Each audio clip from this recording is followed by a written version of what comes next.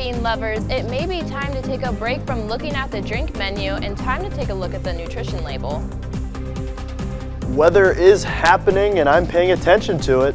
Now I'm going to bring you an update on what it is doing. Get your weather kicks with me on my report. California has opened the state's operations center as they expect a severe rainstorm later on this week. This past weekend, President Biden visited the East Palestine area for the first time since last year's tragic train derailment, and we covered his visit and more.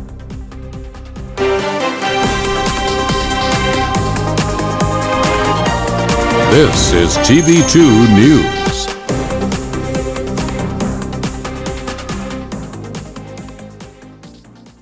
County, and thank you for starting your week with us. I'm Skylar Eddington. And I'm Nikki Gasiewski.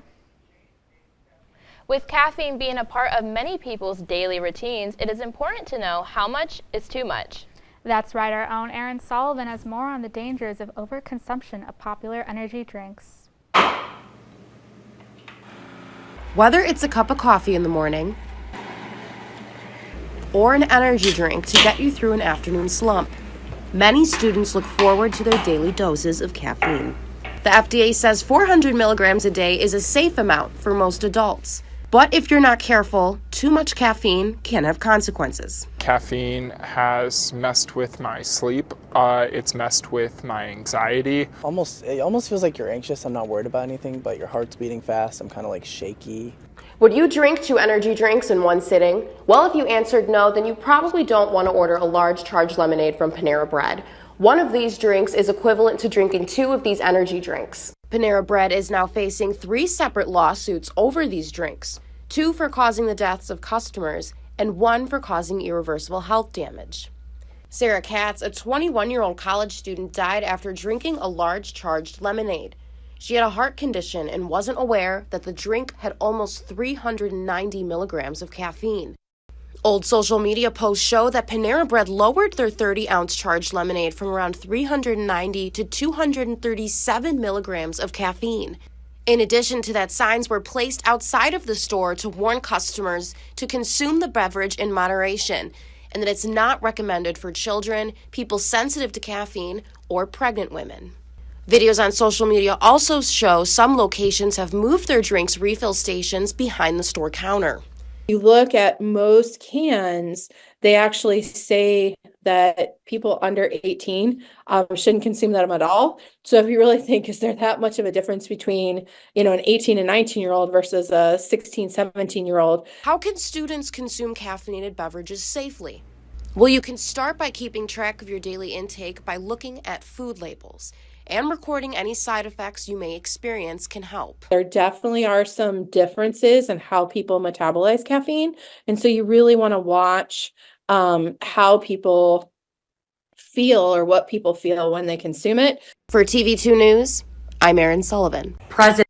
The E. Timothy Moore Student Multicultural Center is hosting an event in honor of Black History Month called Black Identity Unveiled Victoria Talks. The event will feature Victoria Alexander, who has a passion for raising critical consciousness and guiding students on a transformative journey of self-discovery, community building, and social change. The event is being held tonight from 5:30 to 7 p.m. Staying in student involvement, the Student Rec and Wellness Center is putting a new spin on karaoke, literally. The Rec is hosting Lights Karaoke Spin from 8:15 to 9:15 tonight in the Combative Studio. The event is a free spin class where students can sing their heart rates up while pedaling. To attend, you have to have a pre-registered online and bring a donation item to receive a punch card, which enters you in an end-of-the-year giveaway.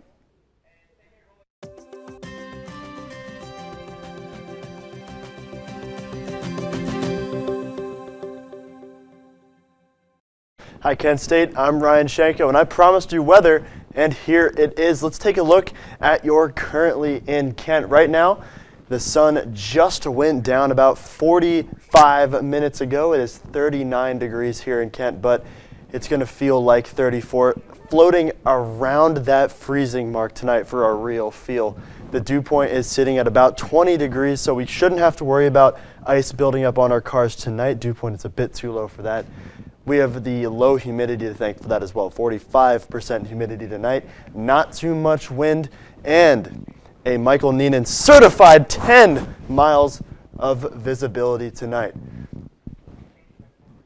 And we're going to move on to our overnight and morning outlook. We're going to take a look at right now, like I said, 34 degrees and clear at midnight. We're going to see some cloud cover. It's going to get cold.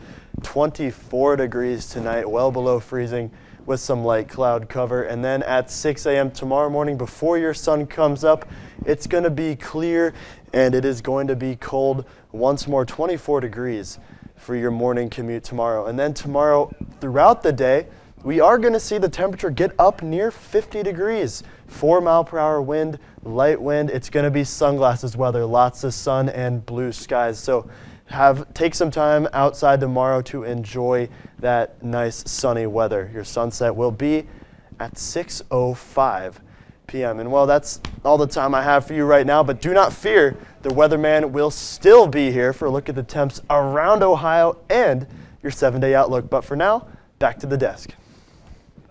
Thanks, Ryan. With the one-year anniversary of the East Palestine train derailment, President Biden has brought renewed attention to the site after visiting last Friday. This is after Congress has considered a new bill that would exempt federal taxes on payments to individuals from Norfolk Southern. The bill would also exempt any relief payments for loss, damages, or other expenses from federal, state, or local governments. Stick around, TV2 will have more coverage on Biden's visit to East Palestine over the weekend later on. Ohio lawmakers are conflicted about how to handle domestic abusers with guns. Democrats want to take guns away from those individuals who've been convicted or charged with first-degree misdemeanor for domestic violence with a firearm. Republicans instead are proposing a bill to increase the sentence range and create a presumption of prison time. Both bills will be heard in the next few months. With all but 7 state legislators in session, several abortion bans are continuing to be introduced. The majority of these bills are in Iowa, Kansas, Maine, Missouri, Oklahoma, South Dakota, and Tennessee. A lot of the bills are working to make abortions harder to access by trying to cut funding at Planned Parenthoods and increasing laws. One bill that was presented in Oklahoma was focused on abortion pills and the consequences of trafficking them. If found guilty, people could be charged with up to a $100,000 fine or 10 years in prison. Biden's visit to East Palestine brought reassurance and mixed reactions from residents. Keep watching to see how these residents responded to the president's presence. Censorship laws as they carry on their war with Ukraine.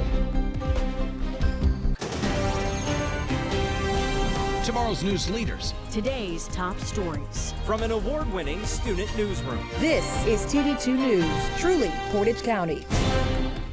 Welcome back. President Biden made an appearance in East Palestine over the weekend. That's right. The president landed at the Pittsburgh airport and then made his way over to the site. Our reporter Elaina has more. That's right, guys. It's 1 year too late. That's what East Palestine residents are saying in response to President Biden's visit to the derailment site Friday. Our reporter Alexandria Manthey was there and has more from residents. President Joe Biden visited the village of East Palestine Friday for the first time since the Norfolk Southern train derailment in 2023. There are acts of God. This was an act of greed that was 100% preventable. Biden was invited by the village mayor, Trent Conaway, to see what cleanup efforts look like. In a press briefing, Biden announced 6 new National Institutes of Health grants, which will be committed to long-term studies done in East Palestine. My administration is on the ground within hours, working closely with the governor, the mayor, the senators, the House members, community leaders. Yet the president has been widely criticized for the delay in his visit. If it was his hometown, what if it was his hometown? You know what I mean? Like, I feel like it was very delayed. He was about a year late. Do I think that it'll help anything? There will probably be federal funding that will come as a result of it, so that's good. Residents took to the streets to protest, many of them waving their flags in support of former President Donald Trump for the 2024 election. Others took this opportunity to raise awareness for the people of Palestine, calling for a ceasefire in Gaza. However, a handful of individuals showed up in support of Biden. We asked him to come here for a year, and he has made good on that promise to care about us, to help us. And residents tell us they're still having ongoing health concerns, and one resident even said that a year later, he still refuses to drink the water. I know it's contaminated, so I don't use the water, but I love this town, and I don't know that I see myself moving out of it in the foreseeable future. Biden said he can already see that this derailment won't define this community, calling the citizens both resilient and courageous. A lot of us are pretty close, you know, and I feel like this is going to bring us a lot closer. For TV2 News, I'm Alexandria Manthey.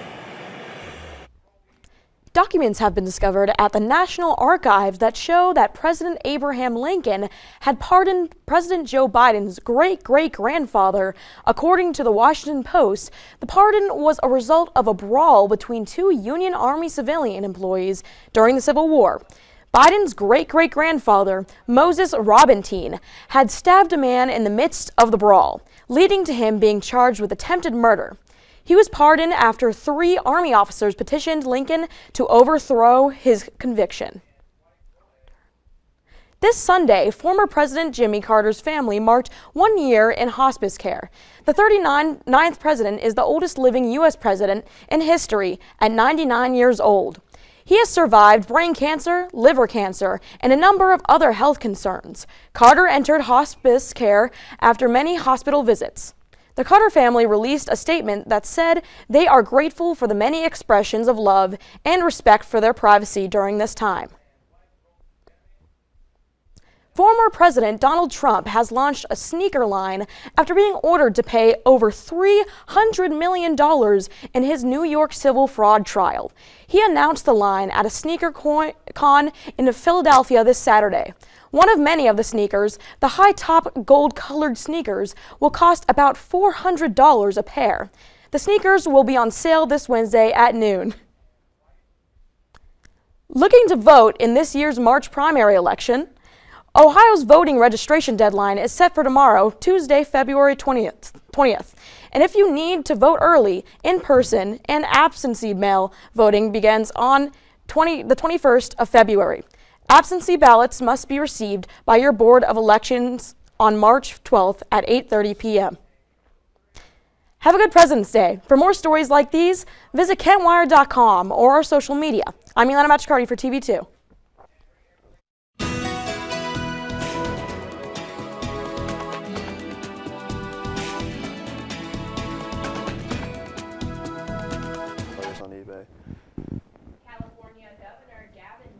Has officially activated the state's operations system as they prepare for severe weather this week. According to officials, the operations center will help coordinate a statewide response. Although the powerful windstorm is expected to be brief, it could cause potential mudslides. Well, guys, we will certainly be thinking about everyone out in California. But hey, Portage County, I am once again Ryan Shanko, and what do you say we grab our reading glasses, take a look at the temperatures in the northeast region of our beautiful Buckeye State. We're going to start up by the lake, as always, in Ashtabula, sitting at 36 degrees. And would you look at that? All 3 of our lake-lying cities are colder than we are down farther inland. 37 in Cleveland, 37 in Sandusky, 40 degrees in Kent, Ohio. That's where we are right now, Kent, Ohio. 39 in Youngstown as we approach the PA border. Then at the Pro Football Hall of Fame, it's 40 in Canton, 41 in Worcester, and 41 degrees in Mansfield as we're seeing some pretty average temperatures for this time of the year. We're going to zoom out and take a look at our statewide temps. 41 at that school down the road in Akron, 42 in Steubenville. Athens is actually setting the high water mark tonight at 51. They're a little bit warmer than Cincinnati, which is something we don't see too often. Dayton flying along at 47 degrees. The capital, Columbus, at 44, and Lima sitting at 41. Now let's take a look at our 7-day outlook. This is the People's 7-day forecast. Yeah, On Tuesday, tomorrow, high 48, low 28. It's going to be sunny all day. On Wednesday, 54 for the high. It's going to be slightly more windy, a few more clouds. On Thursday, you're going to be saying rain, rain, go away. 48 as the high and rain all day. On Friday, we're going to see a bitter cold low of 22 and a high of 41 with 24% chance of rain, partly cloudy skies for our weekend. On Saturday, it's going to be chilly, 34 degrees for our high, 24 is the low. And on Sunday, it's going to get a little warmer. We're going to approach 50 with a low at 35. And on Monday, it's going to feel like spring, 56 for our high and 45 for our low. And it looks like I'm out of time tonight, but you've got the weather you needed, so I can rest in peace this evening. For TV2 Weather, I've been Ryan Shanko. Let's send it back to the desk. Thank you, Ryan. The Russian government is cracking down on dissent in independent media. A 67-year-old Moscow pediatrician who is not a known opposition activist was seen being led away at her own apartment for breaking censorship laws.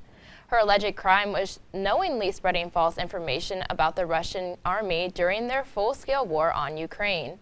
An OVD info analyst, Daria Korolenko, shares that the Russian government will imprison anybody from old people to those with disabilities to ensure that everyone stays silent. The latest legal case for TikTok now concerns the European Union. The EU is launching a formal investigation to the social media platform to examine its protection of minors and adherence to the Digital Service Act. That ensures the platform isn't addictive for users. The investigation will test the app's transparency and advertising as well. As of now, TikTok has not commented on this legal battle. The artificial intelligence company OpenAI just clinched a deal valuing themselves at over $80 billion. This is triple what the company was worth less than a year ago. According to the New York Times, the deal was with venture firm Thrive Capital, who sells existing shares in a tender offer but allows current employees to cash out their shares. The company executive was previously fired in November but was then reinstated after employees threatened to leave. The NBA All-Star Game took place last night at the home of the Pacers. Stick around to see the best players on the planet go head-to-head. An Oklahoma woman is about to celebrate her 100-year-old birthday, but with a twist.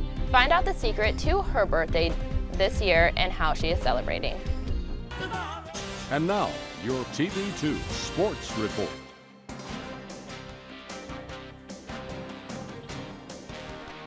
Hope you are all having a wonderful Monday night. My name is Noah Keeney, and it is time for the most important news. Sports news, of course. The Kent State men's basketball team returned Saturday afternoon, defeating Northern Illinois 85-47 inside the Mack Center. The Flashes shot 56% from the field and also recorded 10 triples. Jalen Sullinger and Von Cameron Davis finished the afternoon with 17 points. Sullinger also had 7 assists and 2 steals. Kent State led from the start and never took their foot off the gas. KSU also only allowed the Huskies to record 21 points in the second half. Next up is a road game in Athens tomorrow night. And now to the Diamond. Eric Challis was the brilliant in his first start of the season, while 6 different Flashes drove in a run as Kent State picked up its first win of the year on Saturday over the host UNC Wilmington Seahawks. The lefty Challis went the first 5 innings on Saturday, allowing only 1 run on 3 hits, walking 1 and striking out 9. Unfortunately, this Sunday, the Flashes would drop the rubber match to the Seahawks. Freshman Dom Kilber, however, had a pair of doubles and 2 runs, but it was not enough. The NBA All-Stars took on each other. It went back to the East versus West format as LeBron, record-setting 20 straight starts. Tyrese Halliburton in his home crowd would nail a deep 3 after deep 3. This one, sliding to his left, no effort. And this one is my favorite of all, right from the logo, just showing off at this point. Nothing but net, just drops it right in the bucket. Later on, Luka finds the old man LeBron James, who still has a little athleticism in him, slamming it home, and he would have a lot of superstar dunks that night. Look at that man still go.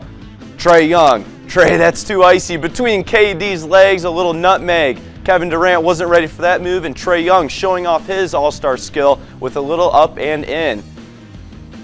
Damian Lillard, he's going to just whip it up from half court, and he is going to nail it. He would do it again later on in this game, and he would eventually capture another MVP for the All-Star game.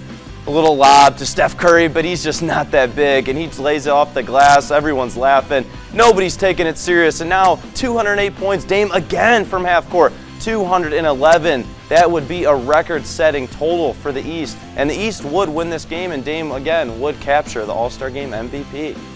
That's all I have for you tonight. I've been Noah Keeney. Until next time, Kent State, stay sporty. Back to Skylar at the desk. Thanks, Noah. A Washington Starbucks has made some changes to become more inclusive. More about this after the break. We return with some positive news. Starbucks is opening their first cafe designed for disabled customers. The cafe will include more accessible options like softer indoor lighting to minimize glare, materials to reduce background noise, and less clutter to help wheelchair mobility.